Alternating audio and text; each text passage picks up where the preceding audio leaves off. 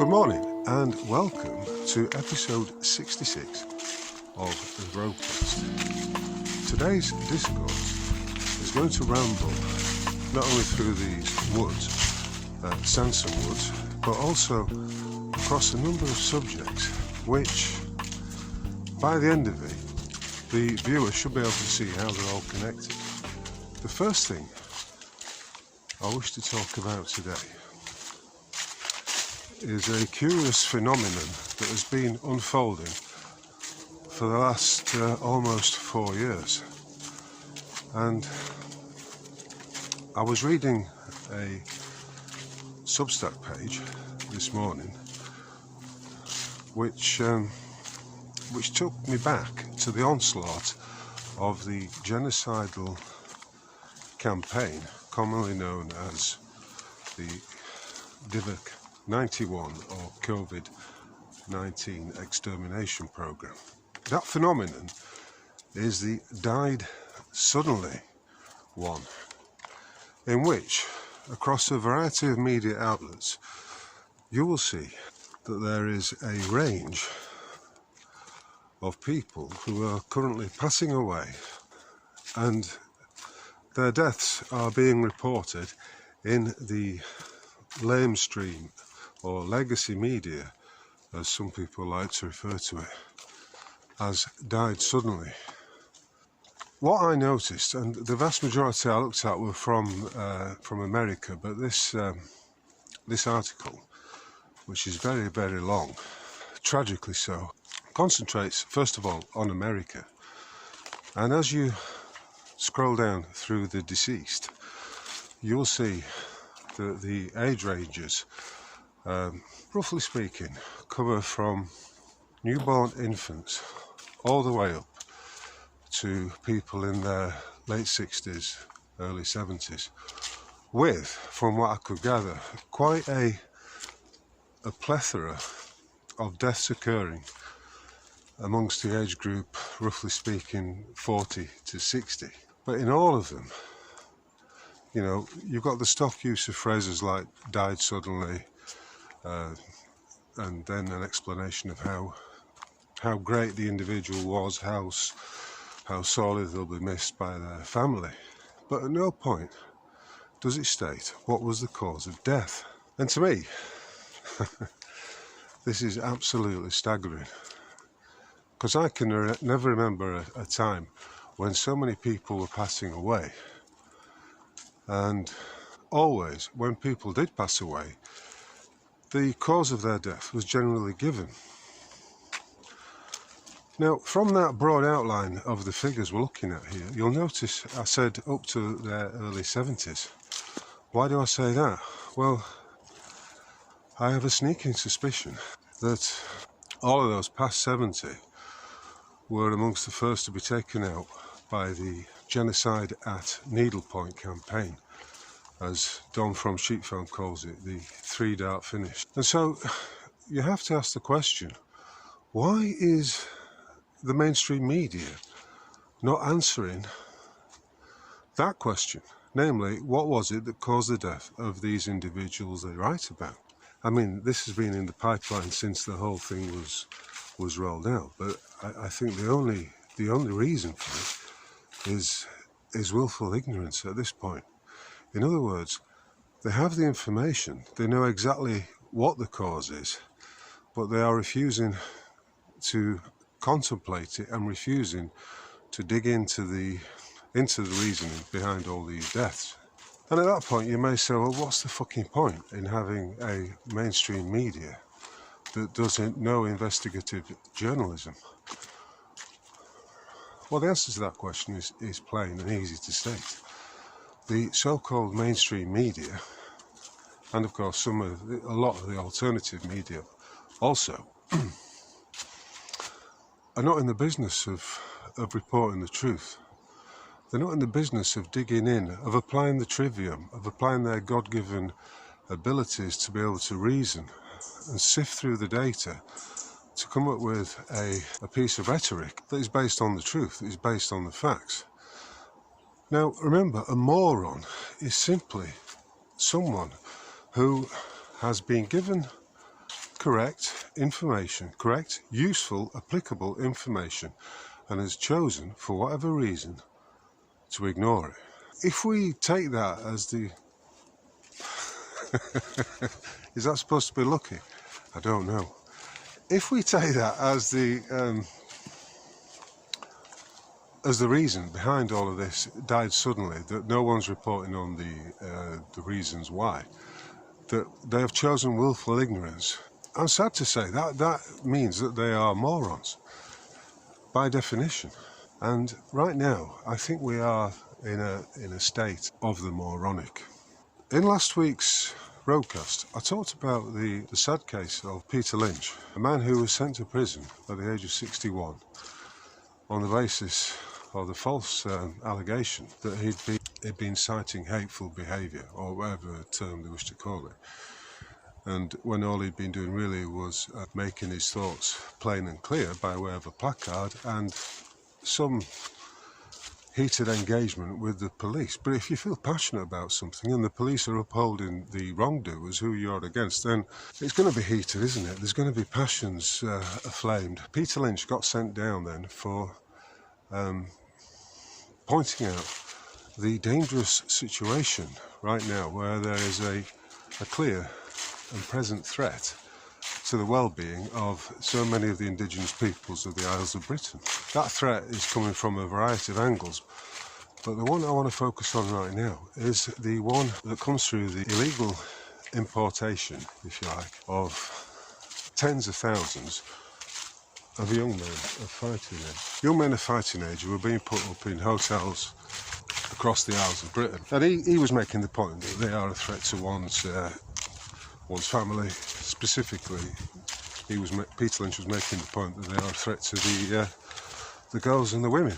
Again, it's a reasoned point, and I don't see anything controversial in it, but you will remember a lot of the so-called UK riots that sprang up in August, and which I spoke about in a roadcast called The Dog Star Rages, were caused or generated, if you like, by this incident that occurred in Southport, in which 3 young girls were murdered at a Taylor Swift dance class by an 18-year-old individual, right? And at that time, the Chief Constable of Merseyside, the Prime Minister, Keir Starmer, the Home Secretary, and a plethora of other media outlets and political commentators were saying, no, contrary to the concerns of the British people, this was not an Islamic terrorist. The individual was a choir boy from Wales, and that the matter was not racially motivated. Now that's turned out to be a lie, because this week it was revealed by said Chief Constable that the individual, Axel Raduca Barna, was found to be in possession. He's an 18-year-old whose parents are from Somalia and who was brought up in Wales. And he was found to have in his possession some ricin and a Al-Qaeda terrorist training book. Now this came out this week, and you will remember a lot of individuals were sent down to prison for tweeting, for making other posts on other social media, and for pointing out that this was most likely to be just that, an Islamic terrorist incident. On the back of that, Keir Starmer made some comment about how he was going to be protecting the mosques up and down the country. But no mention is ever made of how he's going to protect the indigenous peoples of the Isles of Britain. Anyway, this revelation that came out this week shows us that they, contrary to the statements of Stalin and of the various talking heads at this juncture, they knew exactly who the perpetrator was and what his allegiances were. In other words, they must have known straight away that there was in his possession these items. whilst I'm not quite sure yet what the whole thing was about, we do have a number of factors that we have to consider in order to get to the bottom of it.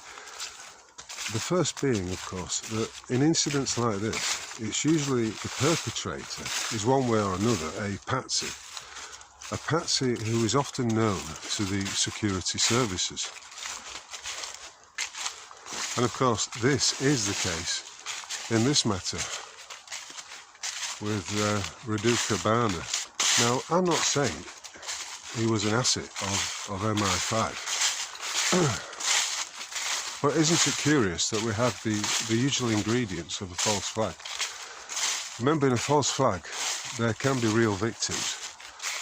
I mean, after all, let's just get this out of the way.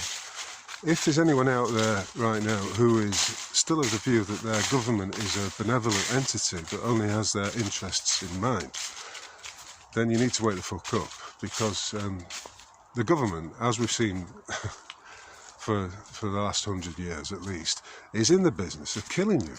It does not want you on this planet. It wishes to eradicate you. So we have to dismiss the notion that a false flag would not include the murder, the state-sponsored murder of individuals, of innocent bystanders, because they invariably do.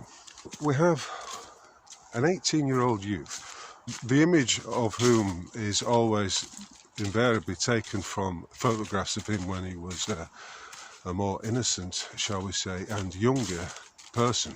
In fact, the only recent image of him has been an artist's impression of him sitting in the court with his sweatshirt pulled up across his face. And why might that be the case? Why are the media not showing any images of him, any photographs of him as he looks nowadays? Remember, the whole game is about divide and control, divide and rule. And false flags come into this as a means of, you could say, as a means of terrorising the populace into doing what the state wants them to do, or as a means of providing a solution to such problems as these. A solution that is invariably ready to be taken off the shelf and implemented. Now, I don't know if it's just me, but whenever I see a chief constable who is a woman standing at a podium, my heart sinks. And I wonder exactly how and why that individual has come to be occupying such a high-ranking position of authority. Well, we don't live in a meritocracy. People get promoted on the basis of the colour of their skin and on the basis of whatever genitals they have. And it seems to me right now that there are a number of these females operating as chief constables up and down the country. Off the top of my head, Nottinghamshire has one, Merseyside has one, Derbyshire has one, the former head of the Met, Cressida Dick, was one, or you may argue maybe not. And I'm sure there are plenty others across the country. That's just four off the top of my head. So my first question is: have they got the nous for the job? Are they really sufficiently crafted in the art of detection in order that they can do the job correctly? Sadly, probably not. And secondly, I would always question why a woman wishes to be in such a traditionally male-dominated position of power. Does she really enjoy it? Because a lot of the time they look very stressed out and they look very tight around the mouths, tense, drawn. And you think, oh bless you, wouldn't you rather be in the kitchen cooking up a lovely meal for your family? Or sitting with your granddaughter on your lap, reading her a bedtime story? I don't get it. I don't understand why women would be seeking these positions of power. You may say, well, they are placed there because they will do exactly that which they are told to do. So on the basis that those so-called politicians and chief constables and the rest of them who put out the false or disinformation that the murders in Southport were not did not have a religious or a political motivation were blatantly lying. And as a result of that, those judges who I talked about last week, who perverted the course of justice and sent down those individuals who were out and about making their points, or indeed did it online, were in some cases recipients of prison sentences, when in fact all they were doing was stating the facts of the matter as it turned out. So again, each and every one of those who was sent down on the false premise that they were being racist or they were inciting hatred or violence towards another ethnic group needs must be released immediately and compensated for their false arrest and false imprisonment. It's a joke. And, you know, if by now there are people out there who do not understand what I'm talking about, as in last week's episode when I talked about the pantomime, when I say that each and every one of these individuals is following a script and taking orders from their dark overlords, as I have been opining for some weeks now, then I think this week's events make that pretty clear. It's stark, in fact. Let's take, for example, Rachel Reeves. I didn't know who she was. I had to look up. She's apparently the Chancellor of the Exchequer. Now, if you look at the government, headed up by Keir Starmer, with the likes of Rachel Reeves, another woman called Yvette Cooper sitting as the Home Secretary, and someone called David Lammy, who is poncing about as the Foreign Secretary, you will see across the benches, the front benches of the government, a number of, an over-representation of women, but also clearly a number of people who do not have the IQ or the ability to be doing that which they are pretending to do. My point being, Rachel Reeves did not write or construct the notorious budget that came out this week, which has effectively shafted the farmers and put into a precarious position the entire food chain in this country.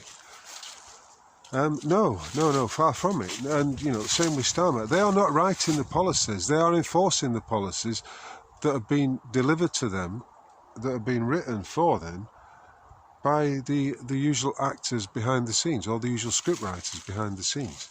And, you know, people need to wake up to this. None of it is real in that sense.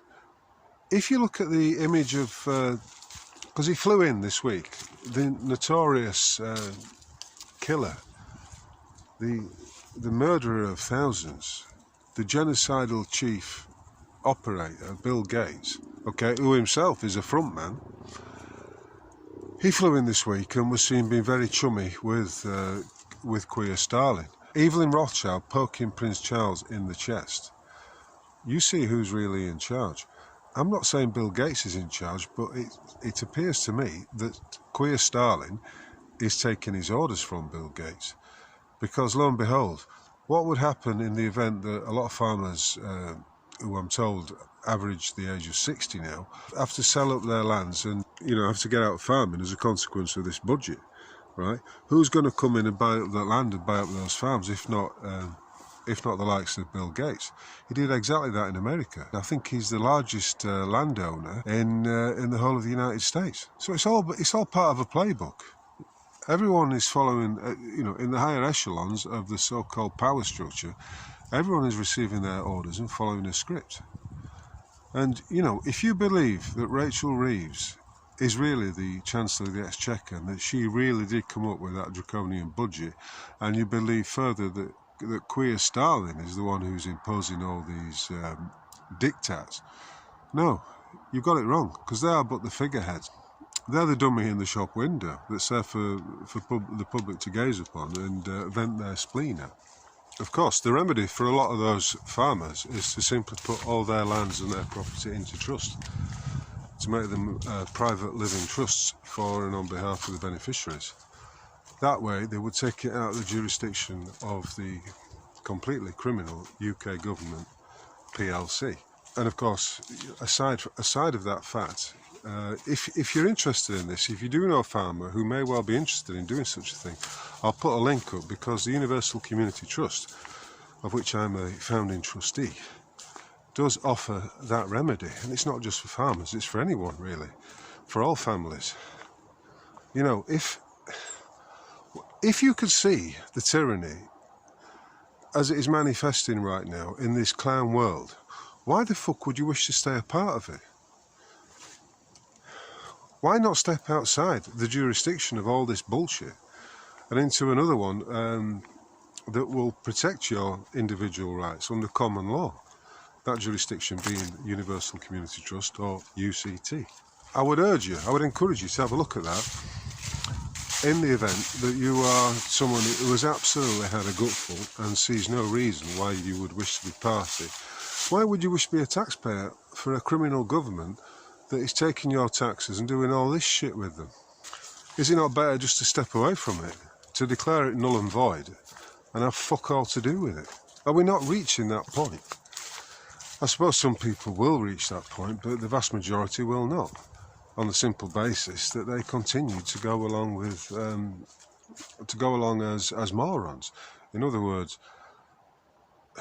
rejecting or ignoring, willfully ignoring correct information and swallowing all the bullshit that comes their way. A moron, remember, is somebody who has made poor decisions based on poor or shit information. And a moron, of course, in that sense, has to be willfully ignorant. And I'm afraid most people are willfully ignorant for whatever reason. That's just, I'm not stating it as a criticism, I'm just stating it as a fact. We are living in a clown world in which the moronic prevails, and in which there is a demonstrable lack of critical thinking going on amongst huge swathes, if not the majority of the population. Last week I opined on the Richard D. Hall case, and I was saying that basically his best course of action is to completely refuse the order of the judge, Dame Steyn, on the basis that it is founded on fundamental lie. The lie being that there was a bomb detonated at the Ariana Grande concert on the 22nd of May 2017. You see, when it boils down to it, it's about non-compliance. It's about refusing to accept any of this and refusing to enter into any agreement with any of these criminal agencies of government who are not actually acting in your interest, and who are certainly not who they claim to be. The case in point being Keir Starmer. If you think he's his own man, you need to get your head examined. I'm using Richard's case as an example. People need to stop fucking complying with this tyranny and remember that they are under no compulsion to go along with a criminal entity, and that includes paying taxes. In fact, under international law, it's unlawful to pay taxes to fund a criminal state that is engaging in acts of genocide. As I said at the start of this roadcast, that genocide is continuing to unfold around us. It's always been going on.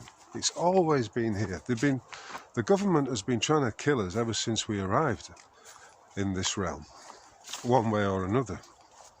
But it's become particularly sharply focused over the last 4.5, nearly 5 years now. I just do not, but you know, the whole Divok psychological operation did demonstrate one thing quite clearly, and that was most people choose willful ignorance. They choose to accept the bullshit that they are being fed and do as they're told. Right, this has been episode 66 of the Roadcast, and once again I am in, well, let's call it Sherwood Forest, specifically Sansom Woods, but it is a glorious autumnal day. I'm going to put the genocide, the clown world and all the bullshit to one side, at least for the next 2 days, because on Sunday I will be celebrating my 21,914th day in this realm. If you want to work out exactly what the occasion is and what I'll be celebrating, divide that figure by 365.24 and you will come to an interesting answer.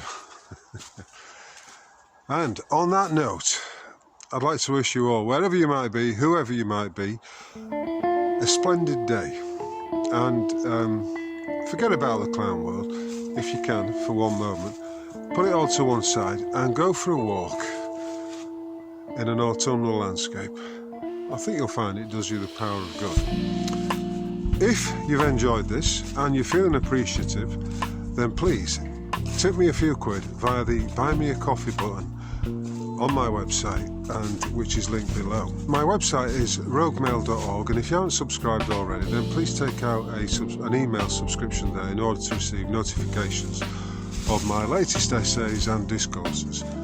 I am also on Substack, and again I'll provide a link there. If you're able and appreciative, you may wish to take out a paid subscription, which means you get access to a complete backlog of essays and discourses at Substack, and you will get the first dibs, if you like, of any discourses and articles which I'm putting out.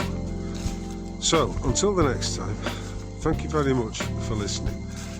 Oh, before I forget, after 3 months of being locked out, I noticed the other day that I'm suddenly back in YouTube. I'm not a big fan of the control platform that is YouTube, but it is quite easy for me to upload videos to that platform. It's a bit quicker significantly quicker than Rumble. So for as long as it lasts, I may well be posting stuff on there. So if you're watching this on YouTube, please like and subscribe, and also, if you're able, give me a share across any of the social platforms that you may frequent. And so, my friends, until the next time, thank you for watching, and I'll catch you on the flip side. Cheers.